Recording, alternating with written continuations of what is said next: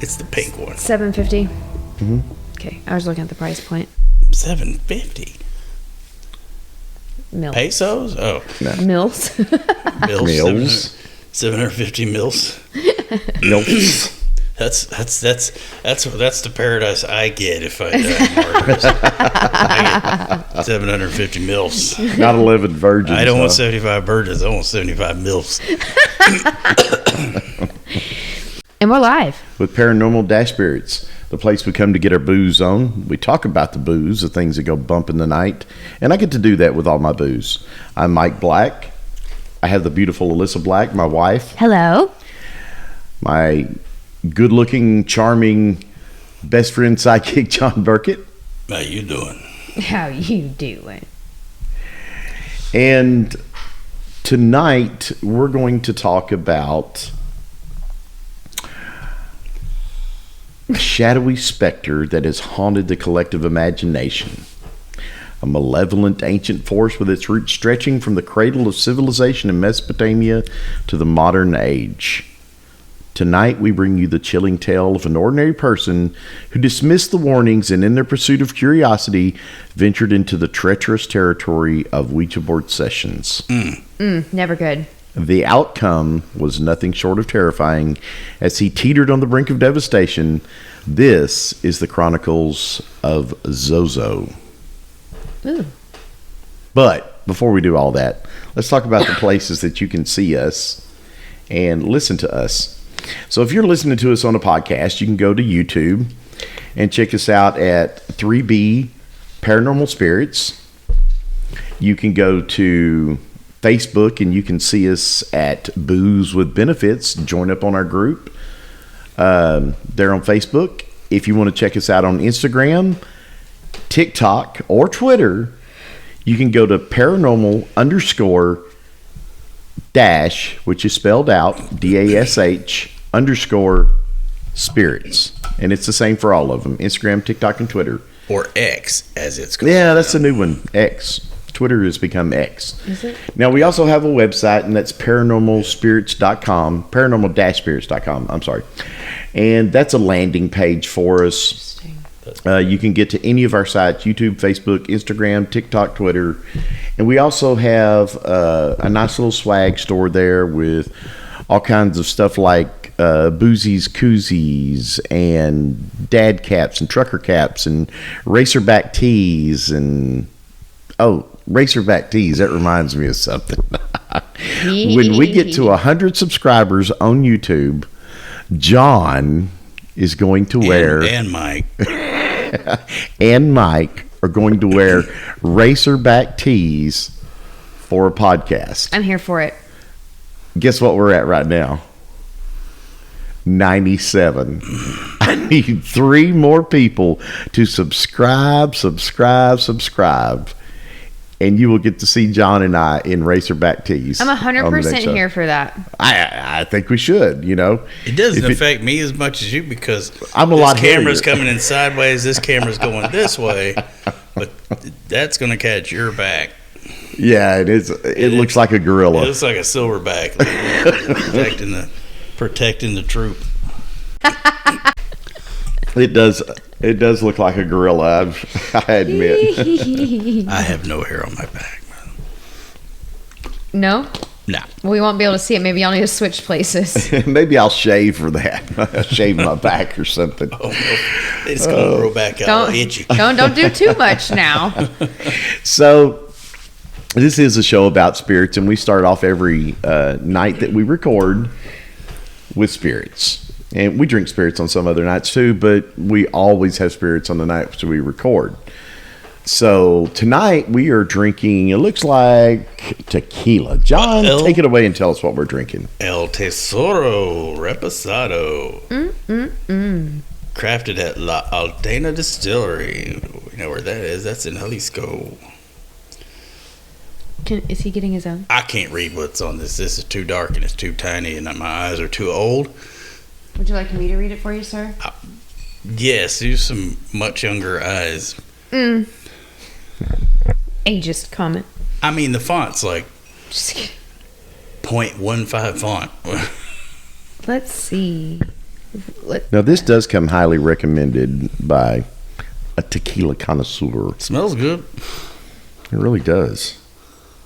It's crafted at La Alteña Distillery, founded by this person's grandfather.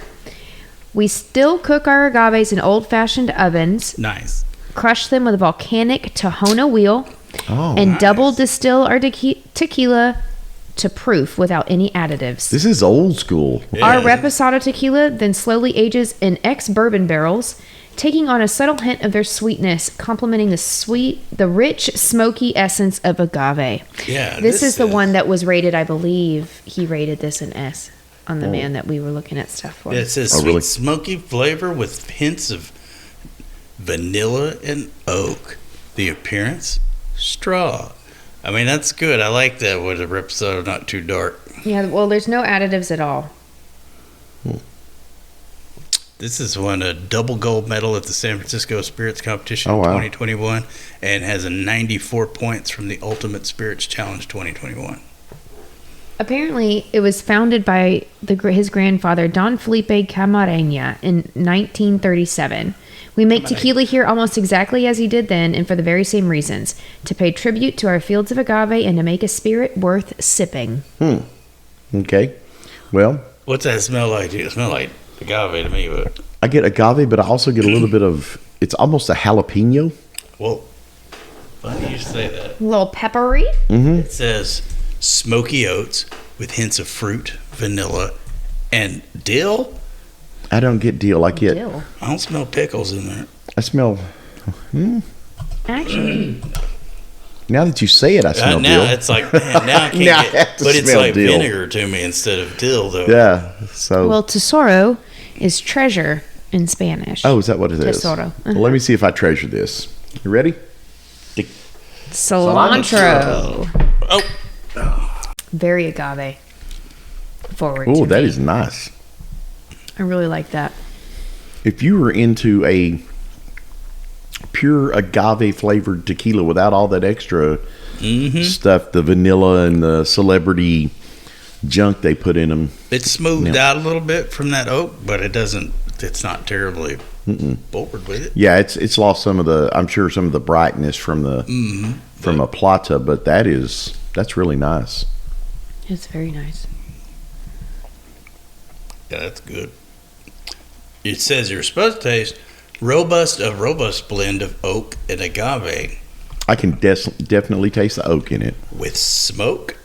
Don't get any of that. Now, let me tell And I'm y'all, not getting the smoke. because I know we bought this a while ago, so I know you don't remember the price point.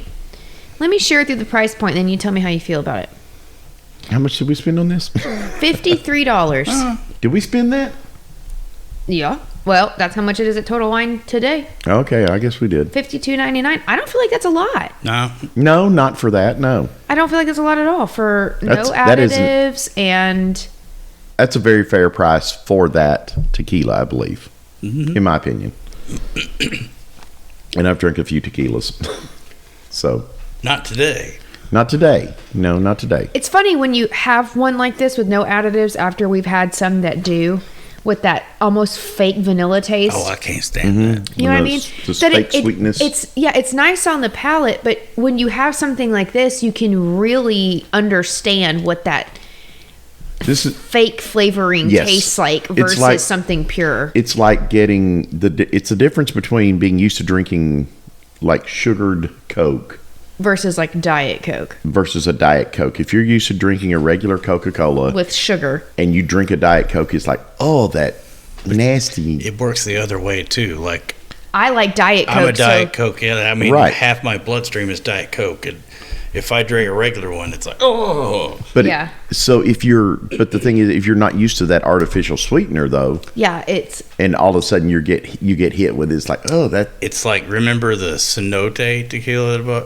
That's the gross, man. I mean, there's still a couple of shots left in that bottle, and that's, Can't bring yourself to do it. oh man, it's like I gotta have a shot of something else. First Maybe you need to before I- clean some brass or something, or get some grease off your car. does it work for battery acid the same way Coke does? No, it just tastes like somebody just dumped a bottle of vanilla extract into the bottle of tequila. It's I know. Oof. Yeah. I mean, to clarify, this doesn't have an aspartame taste, and everything that No. we've had before No, doesn't either. But this is just that additive. Like, you can tell this is pure. There's something very Yeah. pure about it. It doesn't taste Nothing's- fake. You don't get any fake. You don't ultra get any sweetness. No sugar. It is exactly how it's supposed to be.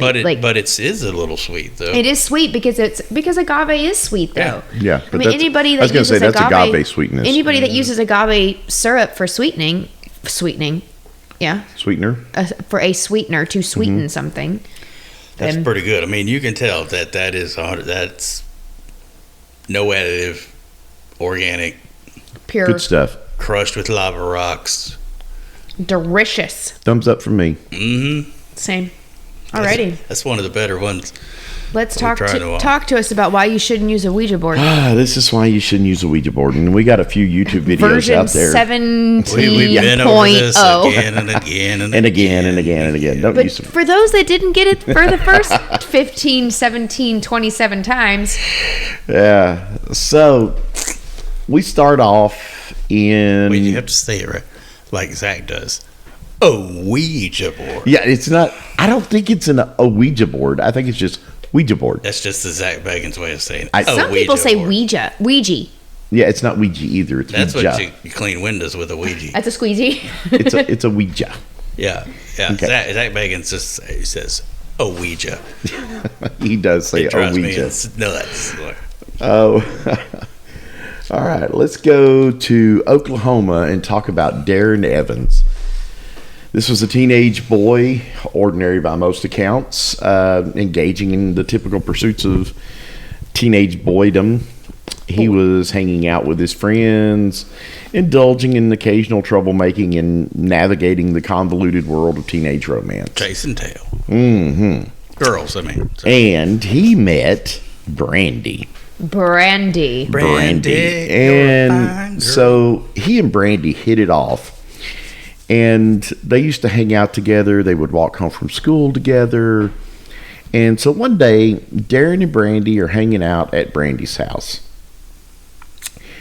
And it just so happens there's a plumber there at the house. And this is that look. Wow. I have a. Bow, chicka, bow, wow. I'm getting that look like you've seen this porn before, but this is not a. I would never watch this filthy. No, I wouldn't either, but I've heard people talk about them. And but Y'all are that both is full of crap. that is not what this is about. So Darren and Brandy are over at Brandy's house. I'm sure they're doing homework and studying so that they make it into Phi Theta Kappa and all that. But Nay. there's a plumber that's working underneath the house in the basement. So he's digging down there, repairing some pipes. And while he's down there digging around, he comes across a very old Ouija board. This thing is Buried under the house. buried under the house. Dude, there's a reason it's under the house. But it gets better. It gets better. No, it doesn't. Yeah, it gets better. So it's underneath Not the for him. house. Not for him. And it's, covered with dirt, and he finds it underneath there. He starts wiping the dirt away, and, this thing is obviously old. And on each corner of this Ouija board, underneath the house in the basement, dirt basement, there is a mason jar set on each corner of the Ouija board. Nope. Inside the mason jar, Teeth. which are sealed, there is the decayed carcass of a blackbird in each one. Hey, Oh. I guess that's better than human teeth. There's also this congealed mess in the bottom of it that looks like it might be congealed blood or something like that. Blackbird guts. Listen, the word congeal alone. So anyway, It is a congealed, moist. Gelatinous this substance. gelatinous substance that's in this mason jar. And so anyway, the plumber, he kind of scoots all this stuff back and he sees this going on. He thinks that the kids upstairs are playing a trick on him. So as he's leaving, he goes and tells Darren and Brandy, he says, "Hey, and by the way, I found your little thing down there in the basement that you left for me. And they're like, what are you talking about? And so anyway, he tells them that he found the Ouija board. So the kids are fascinated by the idea of this, instantly curious. You know, they run down there, and sure enough, there's the board with the jars on it. Well, he moves the jars off of it, and, you know, after he looks and sees this dead bird in there, and... When is this?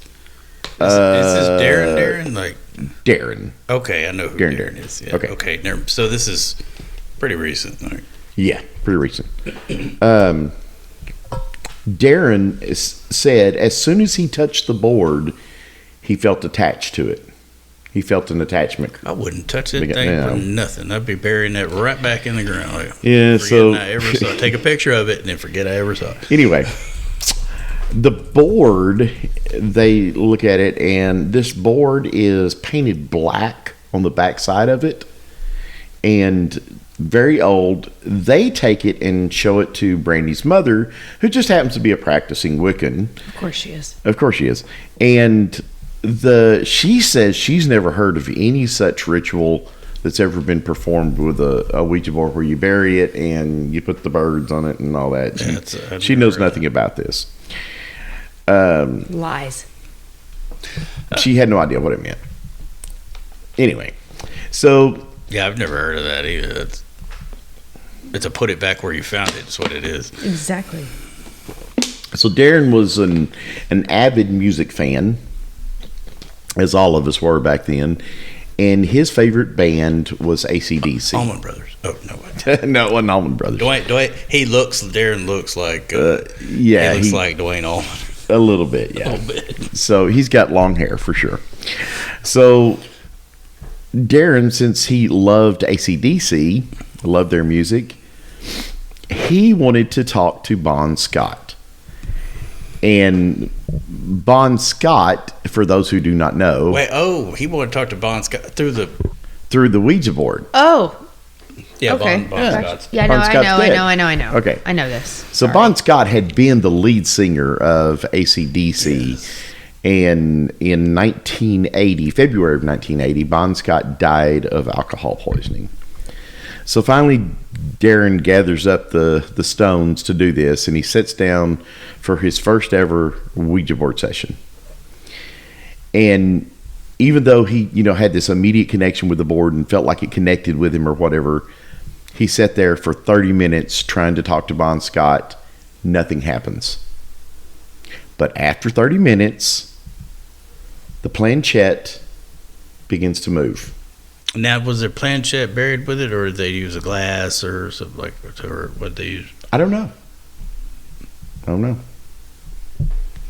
You can use a glass, like a drinking glass or something.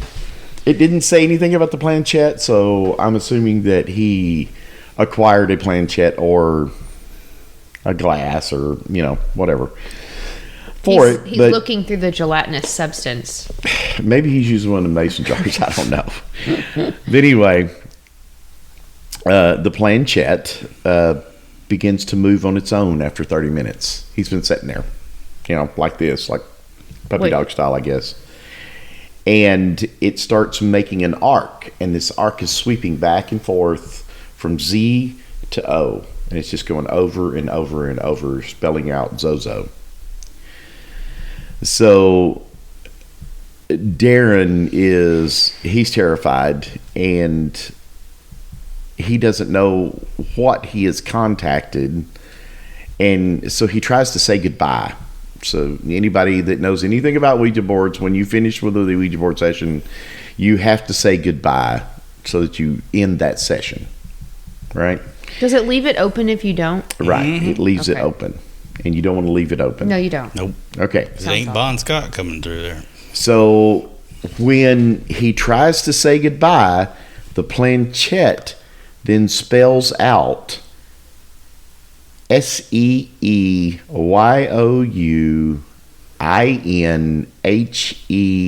double hockey sticks. Oh, see you in hell. See you in hell. And the board flies across the room. So Darren runs out of the room, freaked the hell out. Hell yeah. Trying to make sense of what he's seen.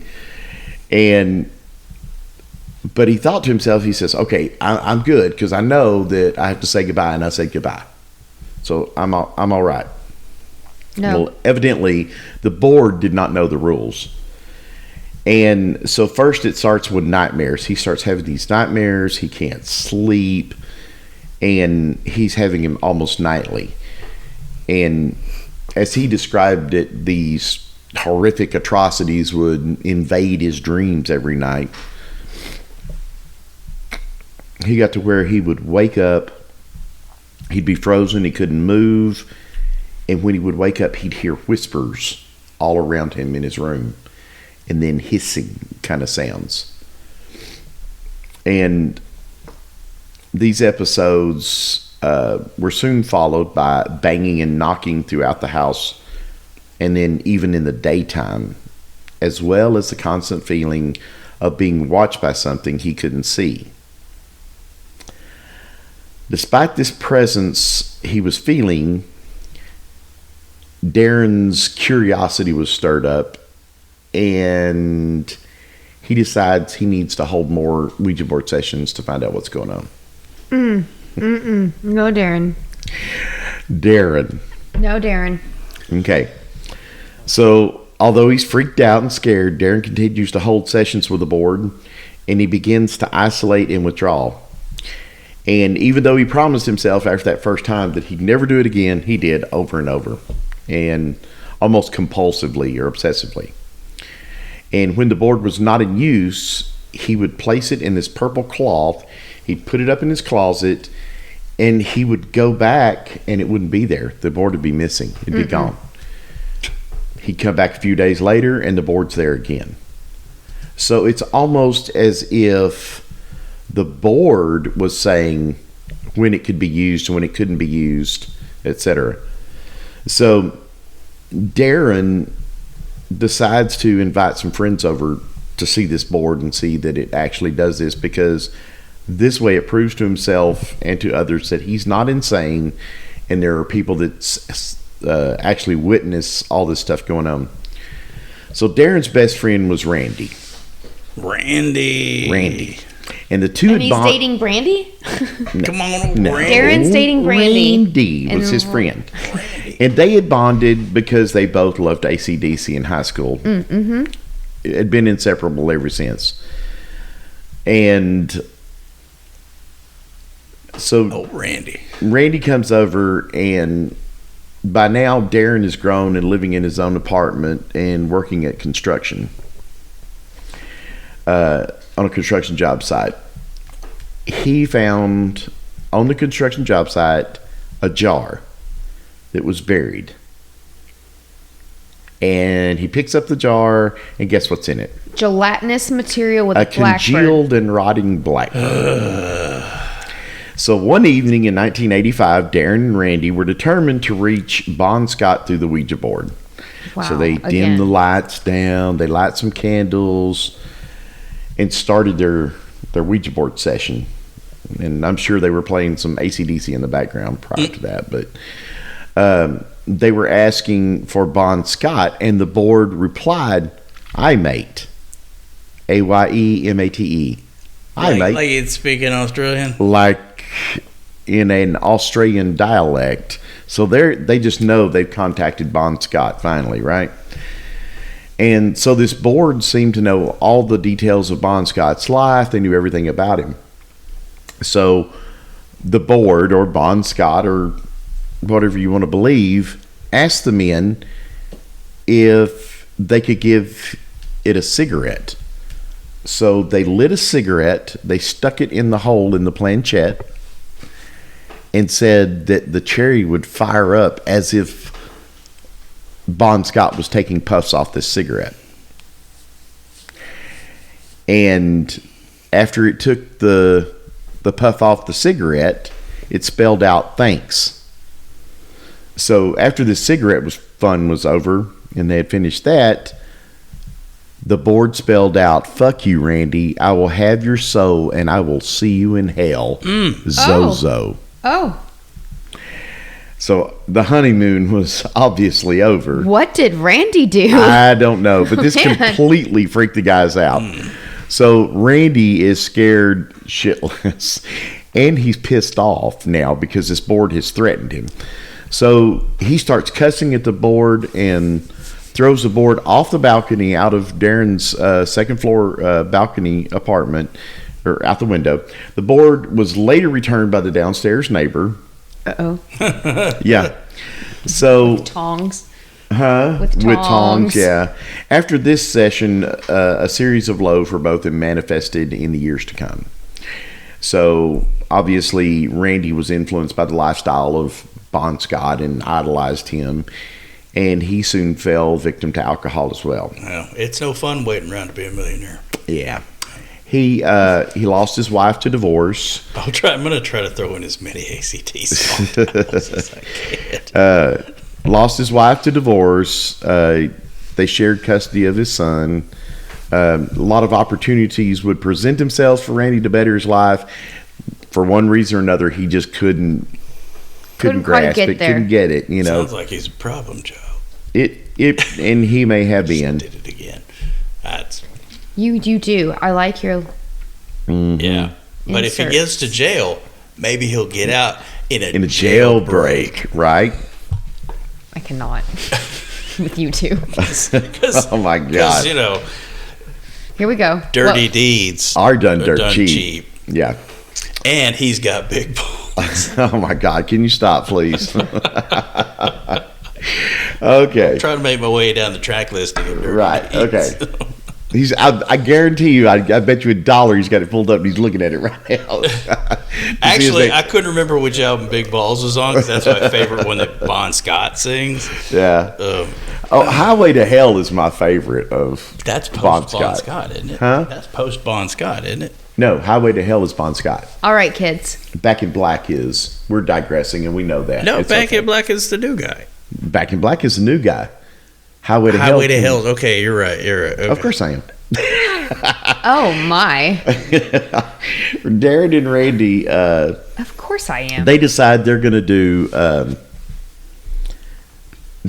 one more Ouija board because Of course they are. Because they're idiots. yeah, and Randy had said to Darren, he said, I just feel like I'm in a prison and I can't escape. Jailbreak. That was perfect place. If you'd waited 1 second, it'd have been there for you. Oh man! So Darren and Randy decide they're going to do one more, and Randy asked the board how he would. I'm not sure about this word, so I'm going to say cease to exist on the physical plane. Oh, unalive yourself. How he was going to be unalive. How you would find, as Ozzy would say, the unalive solution. The board responded with 3 statements: in a car, at night, alone. In 2007, after spending the evening with Darren, the last words Randy would say to Darren was, Darren, I'll see you in hell. The next morning, Darren received a phone call from Randy's girlfriend, Alicia. Randy never made it home that night after he left Darren's. Instead, he passed away in an automobile accident at night and alone. But it was an accident, though, right? I assume. Oh, so It was an automobile How accident. am I going to die? Yes. Oh, He I said- thought because you rephrased it, he asked, how am I going to make myself No. unalive? No, how am I going to cease to exist on the physical plane? How am Okay. I going to die? How am I going to die? You can say that. Okay. So how am I going to die? And it told him in a car at night alone. He died in a car at night alone. It just didn't mention it was going to be that night. Well, that was in 2007. Joke's on Randy because Darren's still alive. Yeah. So anyway, the news of Randy's passing, along with his frequent contact with the entity Zozo, has caused Darren to become obsessed with finding out all he could about Zozo. Before and after Randy's passing, Darren had been living in Oklahoma City in a house that would become synonymous with the name Zozo. And this is the house where most of the attacks on Darren and his family occurred. So because of his obsession with the occult, he started studying on a much more in-depth and organized manner. So one night during a Ouija session with his wife, Kathleen, The demon took over Darren.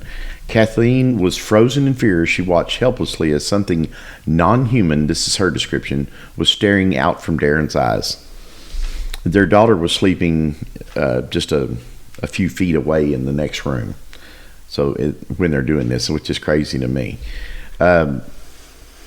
Anyway, she said that he went crazy and he started coming for her. Fortunately for Karen, she was able to say goodbye and get away before any harm could be done to her.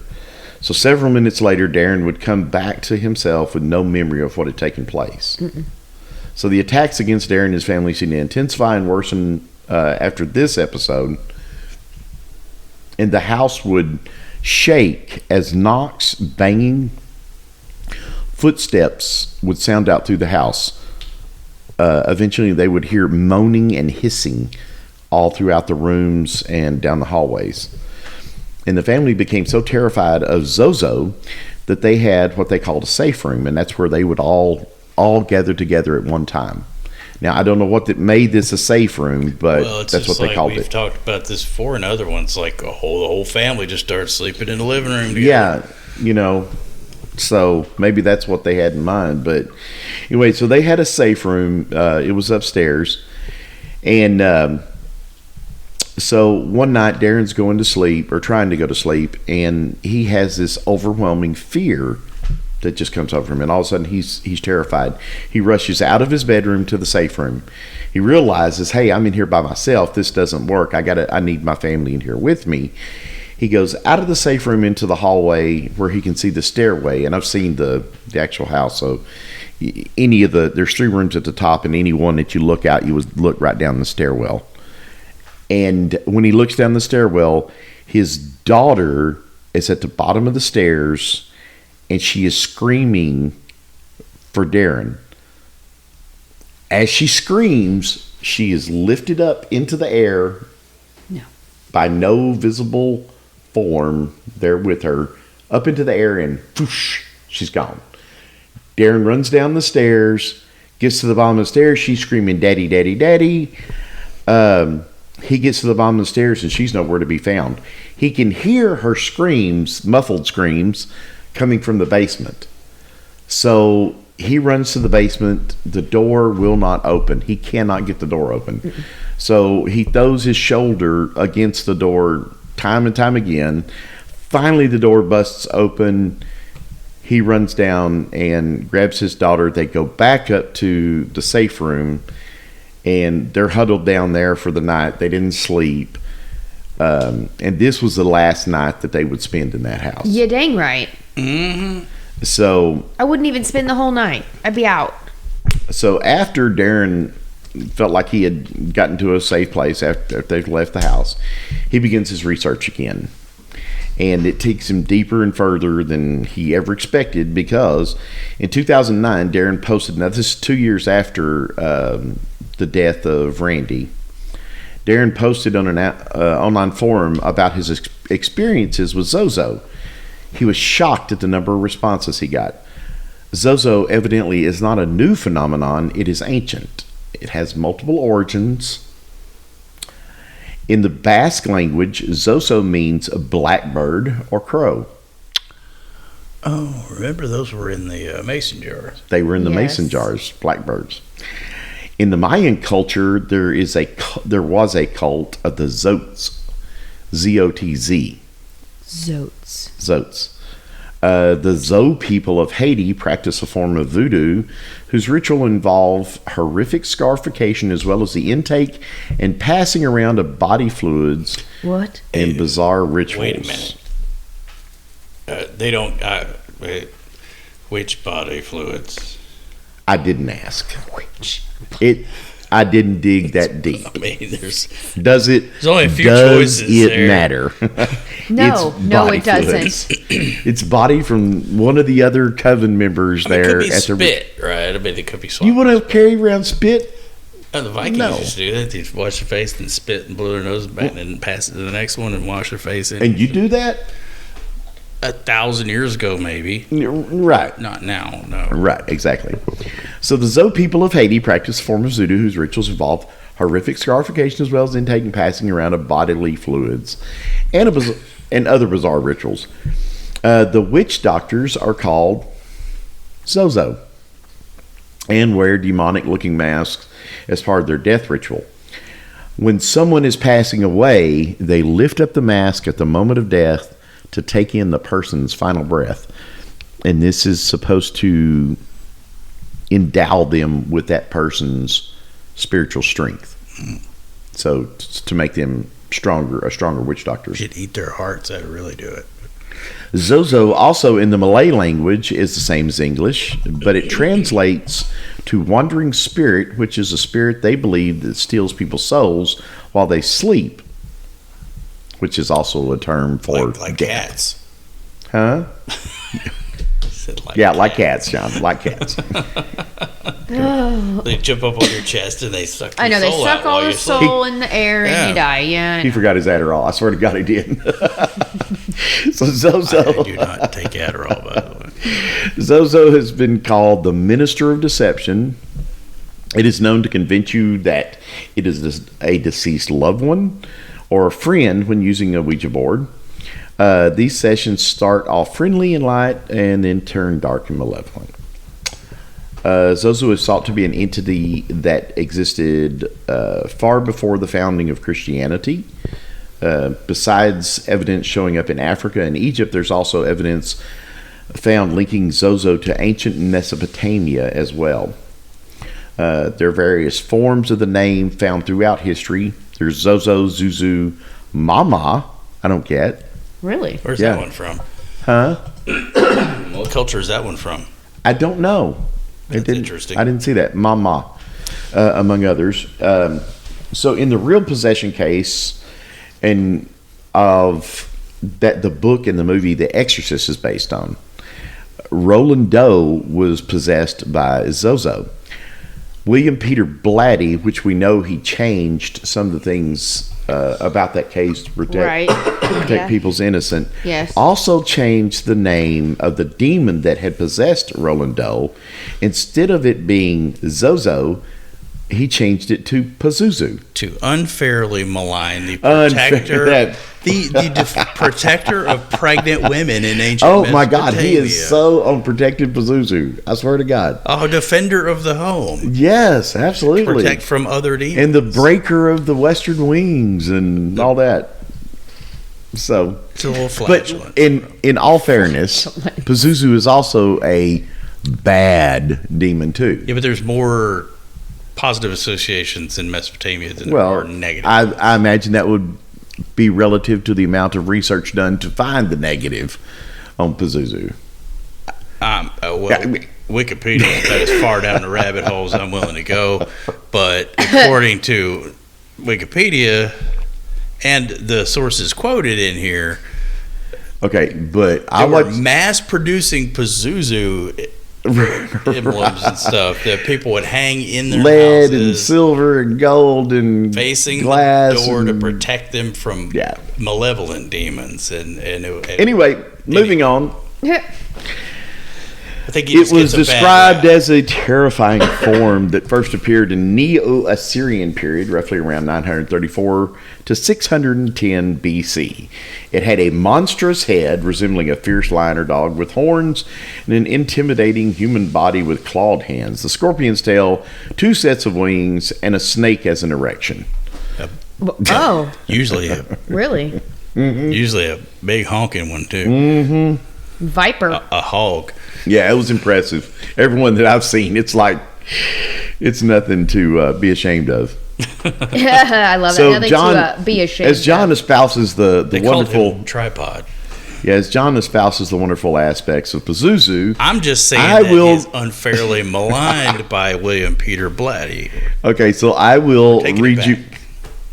I will read you one translation that reads as, "I am Pazuzu, the son of harm, king of the League of Demons. I have scaled the powerful mountains. They trembled. The contrary winds that were headed west, one by one, I broke their wings." Wasn't he the son of Anu, though, in their pantheon, the son of their sky god? Yeah, he was. So people have also made contact with the entity spirit via Ouija board, have also been asked to chant or spell out phrases in Hebrew or Latin, which has convinced many of them of the intelligence of the being they're speaking with. Also, interestingly, the letter Z at one point in the Latin alphabet was removed because it was considered too evil when pronouncing it. Did you know that?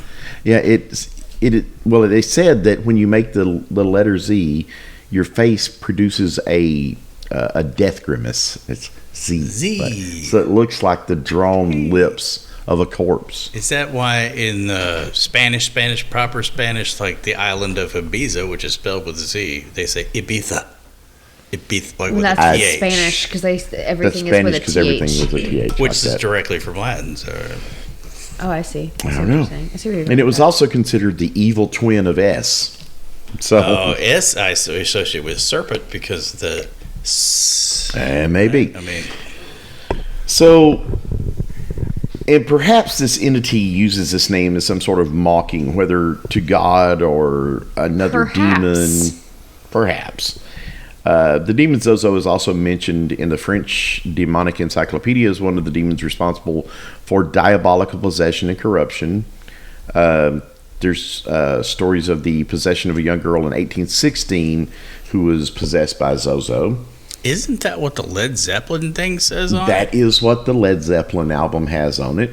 Other noteworthy possession cases over the ages, ranging closer to modern times, that bear his name. You've got Roland Doe from the late 1940s, the possession of Doris Blither in 1972 in Los Angeles, the Enfield poltergeist. That one I know. In 77 in the UK, and as recent as 2012. And I searched, but I could not find the one from 2012. But it alludes to it in the writing that I was What's the one reading. from 19 for the Doris, whatever? Doris Blither? I've never read about Doris I've never Blither heard of of that. 72. Mm-mm. The infield thing is because the Warrens were involved. Yes.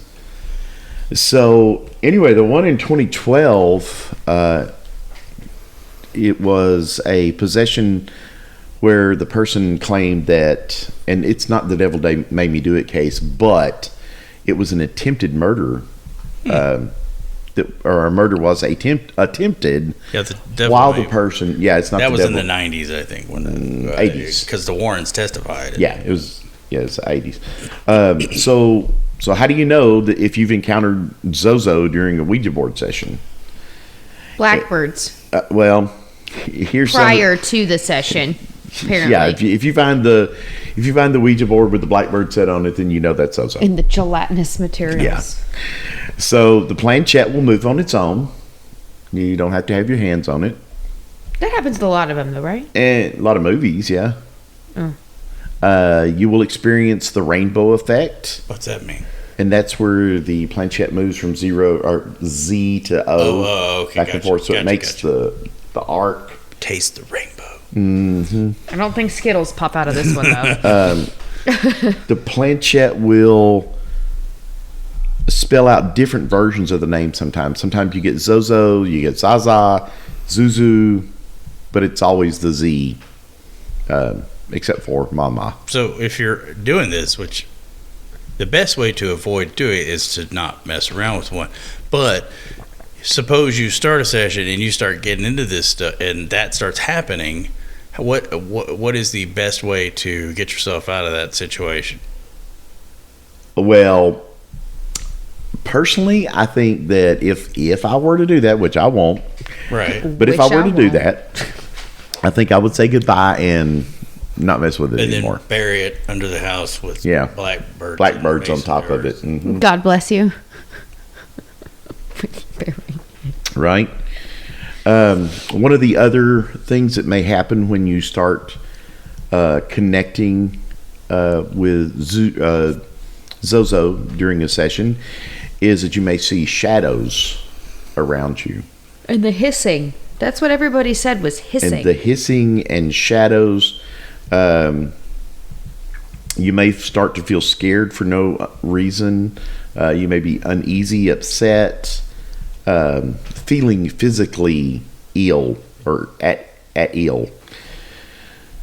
And all of this comes with a warning. If you spend too much time with the demon, even though you say goodbye, you may have opened a door that you cannot close.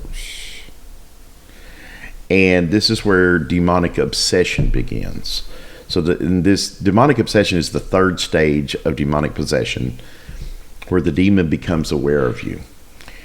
And it works at torturing you. It also works in ways to isolate you from those that love you and care about you. Obsession or oppression?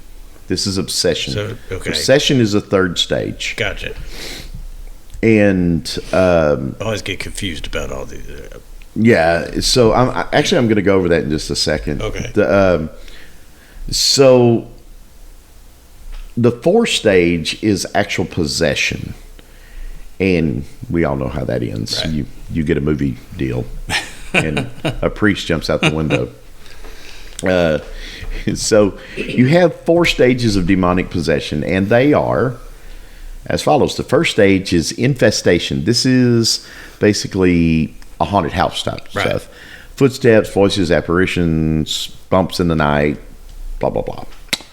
Oppression is the second stage, and that's the activity steps up to physical attacks, sleep disturbances, nightmares, frequent and severe illnesses, major depression, anxiety, financial problems, employment problems, relationship troubles. While all of those things happen in life, I mean, it's just part of living. When there is a demonic presence, it seems to happen rapidly and in succession. So everything just kind of hits at once.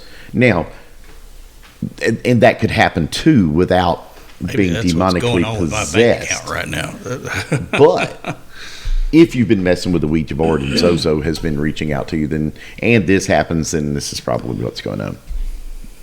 Stage 3 is the obsession, and just like it says, the person becomes constantly preoccupied, compulsive use of the board. Trying to talk to Bon Scott over and over and over. Setting 30 minutes at a time, waiting for the board to respond to you. And in possession. In possession, I always thought the demon jumps inside your body and controls you, etc. Evidently, that's not what it is. Possession, contrary to popular belief, is not the demon entering a person's body and taking over his or her soul, but a person's free will. They always have that. It's only severely compromised in possession. A person is so physically, emotionally, mentally, and spiritually broken down by going through the other 3 stages to get there that they don't really have the strength to fight back against the demon. Telltale signs of possession include superhuman strength, speaking in a language the victim doesn't know, inordinate aversion to holy objects, knowing of events or facts that the victim could not possibly know. And according to the Diocese of San Jose, changes in facial features. Interesting. So, a little tag to the end of this one. This is a post from Darren Evans from our story. He created a blog post at darrenevansparanormal.blogspot.com. And if you go to his blog post, I'm going to read you directly from that. On November 3rd, 2018, I was hospitalized with a severe upper respiratory infection for 2 weeks. I developed sepsis and began coughing up blood. Doctors tested me for influenza and it came up negative. Days prior, and John and I both have watched this on Ghost Adventures, I conducted a live Ouija session on the show Ghost Adventures. If you're on Ghost Adventures, it's a Ouija session. Ouija session. During the broadcast section, during the broadcast, the session was just getting started when Zozo was spelled out. But before we could continue, we were asked to shut it down due to network time constraints. No closing of the session was done, and days later, I was hospitalized. Are you telling me Zach allowed a session to go on with no proper closing of the session? I didn't say that. What I said was that the producers said we have to shut this down. We're out of tape. We're out of time. Whatever. Zach should have said, no, we can't shut this down until we close this properly. Yeah, I think that would have been responsible, but I wasn't there, so I don't know. Moving on. Not long after this, my brother Travis was found dead in my mom's house in Broken Arrow, Oklahoma. I cannot. Wait a minute. There's a broken arrow and a broken bow? Yes, there is. Are they close? No. I don't know where Broken Arrow is. Outside of Tulsa. Okay, it's outside Tulsa. That's not close then. My aunt lived there. That's the only reason I know that. That's okay, yeah. That's about 100 miles. Oh, that's right. She did, didn't she? Mm-hmm. Yeah. So within a week, my lifelong friend Rollin died from a tragic accident in Tulsa. Never in my wildest nightmares would I have thought that both Travis and Rollin would wind up lying next to each other in a Tulsa morgue, but that is exactly what happened. So, boys and girls, all Zach Bacon's fault. Don't play with Ouija boards. If we haven't said it before, well, I have though, over and over, and you did not heed the warning. And it doesn't have to be like the old school physical boards. Now there's apps and stuff, and I think that the intent is the same when you do that, and so you may open up the same. You may think, "Oh, this is safe. This is on my iPad." Here's what I think. I think the difference is, okay, when we go to, let's say we go do an investigation, and I take my digital recorder. So the digital recorder is here, and it's picking up the communication from a spirit, a demon, whatever it hears. Okay, that's different than me making physical contact with something and focusing all my intention on that thing and opening up that part of my mind, my soul, my spirit that allows this thing to flow. And I think the whole process of the Ouija board, by you being physically connected with it, by you opening yourself up for it so this thing can move the planchette under your hands, it makes it much more dangerous. I think it just opens you up and allows that thing, as opposed to like an app or something like what he's talking about. I'm talking about a Ouija board app. There's actual Ouija board apps. I think that's the same thing. That's what I'm saying. Yeah, I believe so. I think that's the same thing. You're opening yourself up, and it's just like a seance. It's just like yeah, absolutely. There's something in that ceremonial ritual type thing that opens portals, and probably best to. It's one thing to walk around, like you said, with a recorder or with a thermal camera or say that's one thing. You're not opening technically anything. I mean, is there something about these boards that creates this portal? I don't think it has to be that board. I mean, I think it could be anything. I could think it could be if you were to do a seance to where you're focused in on, or automatic writing where you're allowing something to enter your space and use you, whereas with the Ouija board, my personal opinion is that it uses the energy that you're focusing on that board to actually move. So for those that may not know the difference, like, why do you feel like that's different than taking a recorder and asking it to talk to? That's a big jump between taking a recorder and a Ouija board. And prior to Ouija boards, making a circle on the ground and a pentagram. I understand the difference. I'm just saying, lighting it with candles and calling and trying to summon things. It's intentional summoning. Yeah, if you look at a lot of different religions and ritualized religion, there is a lot of intention placed in something. So if you're casting a spell and you decide you're going to practice the Wiccan religion. I was and you're just gonna, about to say, like, witchcraft, sorcery is at the intention of the user. Yeah, you're placing your intention into it. So, and I think it's the same thing with the Ouija board. You're putting your intention on that. The Secret. Everybody loves The Secret, right? Okay, and that's all about... Doesn't work unless you actually work for it yourself, by the way. Oh, I absolutely... You can make a wish board of all the Ferraris and shit you want, but guess what? Well, it never said you could sit on your ass and do that. I mean, Well, good no, Lord, but- that's called a dream. A pipe dream.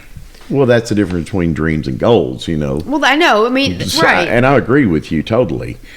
So But I guess I'm just saying, for someone that say that they've never ghost hunted, and the only thing that they know is like this person sitting here with this board versus somebody walking around with a tape recorder, and you're saying, well, you have an intention to contact something through this. What are you doing with this? Your intention is to make contact with something through this. You want it to speak to you. You want it to speak to you. So for someone, a layperson, what's the difference then? Because this has an intention of something that's... You know, that's a really good point. Yeah. That's a really good point. But I know personally, I don't mind going into a house that I know is haunted. Right. And walking in there with a recorder and... taking pictures with cameras and stuff. That recorder's going to do its thing, whether I ask any questions or not. Yeah, that's true. You could. It may speak to you regardless. We've seen this many times. We've seen Zach and the gang do this. We see, leave a recorder running in a room. And it makes, yes. And come back later and check it. Yeah. And there's something on there. But. Agreed. With no interaction.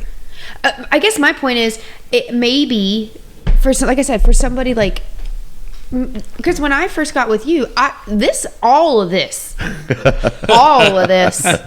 was scary, and I wouldn't want anything to do with it. And I'm not conjuring anything. I'm not talking to anything. Right. I'm not going to sit. I mean, I know you don't conjure things, but I'm just you can't conjure things. No, I'm saying he doesn't. But I'm saying, like, in my mind, I've watched Ghost Hunters, and I've The Exorcist and other things, and I'm like, but I don't understand. Like, this scares me. So. Well, ghost hunters, they don't do anything that could be even come close to conjuring or Ouija board. They don't even really delve in the dark at all. No, they just talk to what's ever present. But I guess, like, for me, as some layperson that didn't really understand it and got scared about it, it was like I didn't know the difference, right? Like, it's all paranormal. Probably shouldn't mess with it because it's kind of scary and maybe it can hurt you. You know what I mean? Like, I didn't know. And so I don't know if maybe like Ouija boards and such might be more of things that aren't necessarily here with us. Just because they sell it at Target don't mean you should play with it. Versus going into a supposed haunted house and speaking to something that's already there, that just stays there for whatever reason. Maybe that's the safer difference. That might be safer. I guess just for somebody that may have. Here's one thing. So you could be like, say, in this house. This was new construction. No one's, to my knowledge, there's probably no Indian burial ground under here. There's probably not. no reason whatsoever for there to be any spiritual entity, non-corporeal spiritual entity in this house, right? Right. You bring that Ouija board in here. Right. You're drawing you are reaching out to the other side of the veil and drawing something in that would not normally have been here. Whereas if something happened in a haunted house or something like that where you have a residual haunting or you even have an intelligent haunting of a spirit that's trapped in a location where they died. Right. That's not the same as conjuring something or drawing something into a space where it wasn't before, because you don't know what's coming through that. Right. I truly believe that for whatever reason, I think that Ouija boards open up that doorway. And I think it's like opening up a doorway at night and shining a bright ass flashlight out of your door at night. And anything interested in coming inside somewhere, like a moth, will see that light and come to it and head right to it. Mm-hmm. Yeah, that's a good. That's really good. Whereas just going to haunted house, it's already there. It's like you're going outside and the moth's already there, and it's just circling your. And most of the time, it's probably something harmless. Right. Probably, but. I think that's a good way to explain it. I think there's some people that, you know, the paranormal stuff is interesting. It's kind of scary. It's a little woo, but they've never like been a part of it. Right.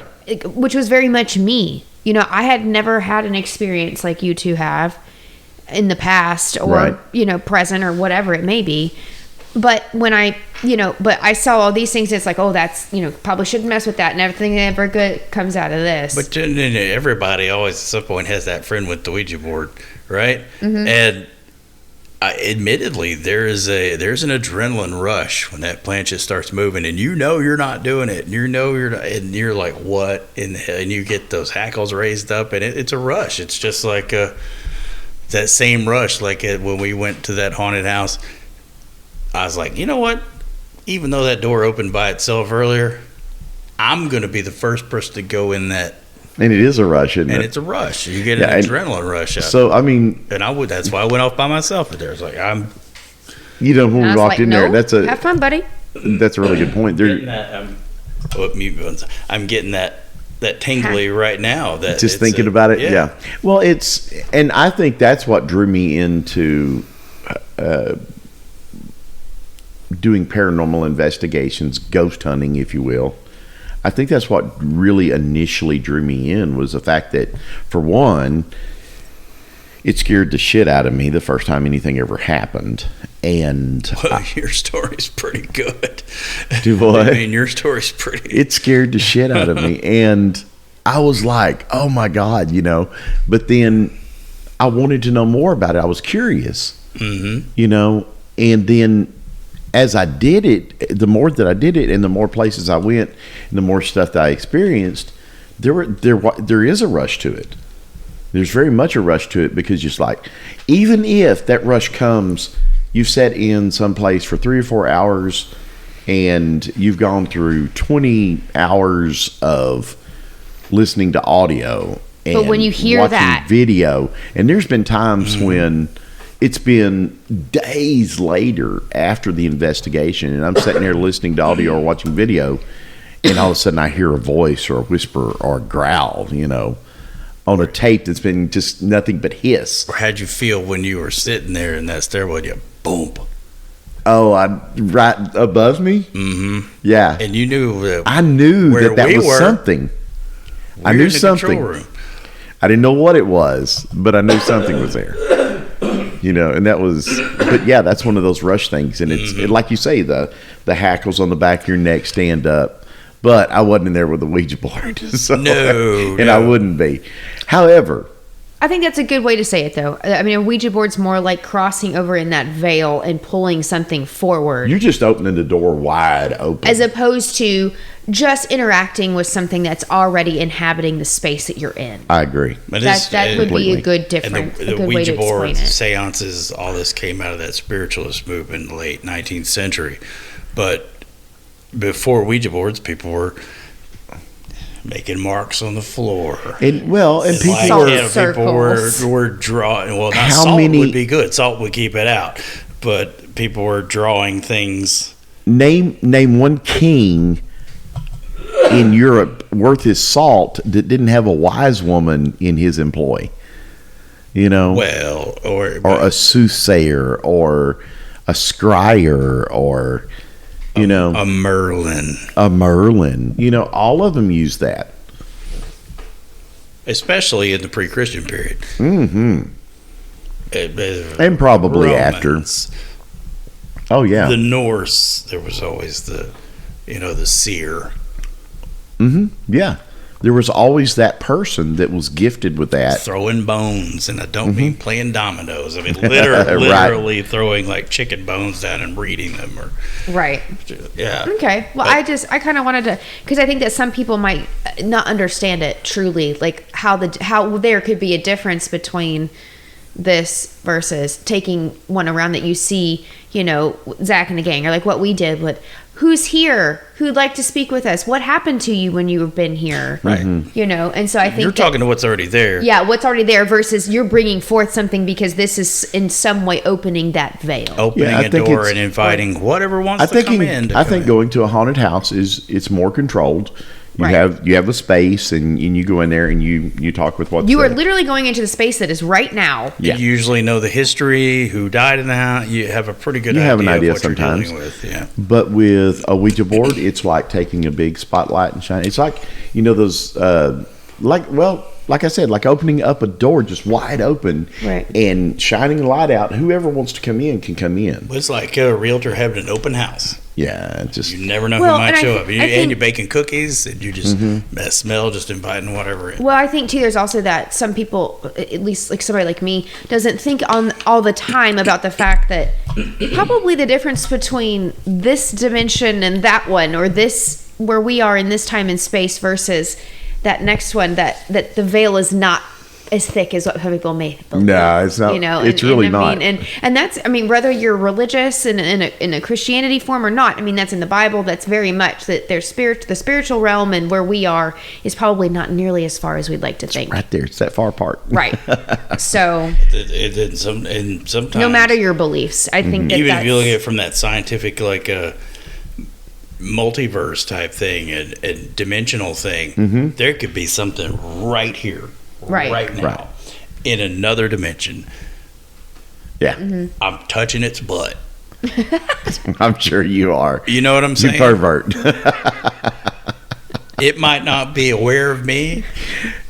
As you are not aware of it. And I'm not aware of it. But you're might touching be its right butt. There could be a dinosaur right here. There is butt touching going on. Yes, she's just not aware of it. Yes. And, but when it becomes aware of you, oh, see, now that's the thing. That when you play around with the Ouija board and you open it up and you shine that bright light out the door, then you're saying, "Hey, here I am. Come talk to me."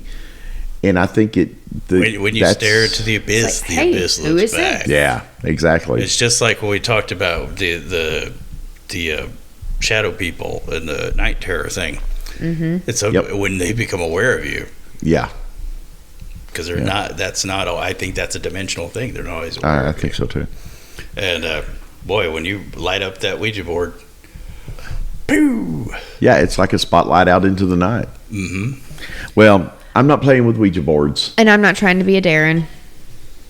but Or I any will. or any of those folks. I will recommend Tesoro, Reposado Tequila I do too. That's really good. to anybody that likes tequila, or if you don't like tequila and you want to or you don't know if you like tequila, this is probably a good one to start. That's a good one to break in on right there. This lets you know what tequila really tastes like, and it doesn't taste like all that celebrity crap that they try to sell And it you. doesn't taste like Jose Cuervo either. No, this is good. Truth. I really like this. Would you like to try the Blanco in that?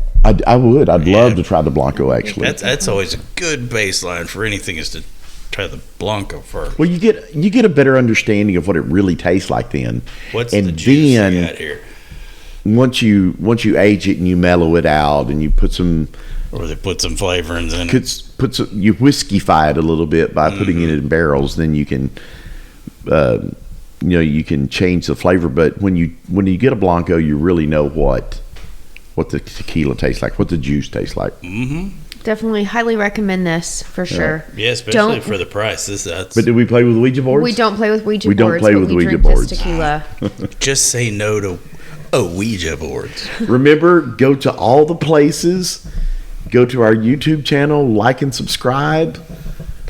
Subscribe, because when we get 3 more subscribers, we're sitting at 97 right now. I am videotaping it. Also, We videotape it anyway. Subscribing costs you nothing. It doesn't. It does a and we lot will for not us. spam you. Nah. But it looks good to YouTube, and we are working towards that. Good night, everyone. I want to see y'all in Razorbacks. I'm so grossed out just by the thought. John gonna be looking sexy.